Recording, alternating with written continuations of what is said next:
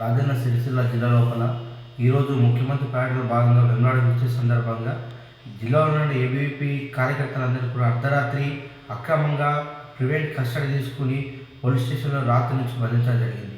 జిల్లా లోపల ఉన్న సమస్యల గురించి మేము జిల్లాలోనే అనేక సమస్యలు ఉన్నాయి. ఈరోజు జేఎన్టీ ఉంది. జేఎన్టీ క్యాంపస్ లోపల కనీస మౌలిక వసతులు లేక అసలు విద్యార్థులకు తరగతులు సరిపోక చాలా తీవ్ర ఇబ్బందులకు గురవుతూ ఉన్నారు. అలాగే ప్రభుత్వ పాఠశాలలో జూనియర్ కళాశాల, డిగ్రీ కళాశాల కనీస మౌలిక వసతులు ఈరోజు రాష్ట్రంలో చూసుకుంటే ఫీజు రియంబర్స్మెంట్, స్కాలర్షిప్ అనేక మంది విద్యార్థులు చదువుకు దూరం అవుతూ ఉన్నారు. ఈ యొక్క విషయాలపైన మేము తెలియజేసరికి వెళ్ళడానికి కూడా ఒక అవకాశం లేకుండా ఈరోజు రాచరిక పరిపాలన సందర్భంగా రాచరిక ప్రభుత్వం ఏ విధంగా ఉంటుందో ఆ విధంగా మమ్మల్ని అర్ధరాత్రి ప్రివెంట్ అరెస్ట్ చేస్తూ వేధిస్తూ ఉన్నారు. రాష్ట్ర ముఖ్యమంత్రిని తప్పకుండా రానున్న రోజులు విద్యాలోకమందరూ కూడా తగిన గుణపడడం చెప్తుందని సందర్భంగా తెలియజేస్తూ ఉన్నాం.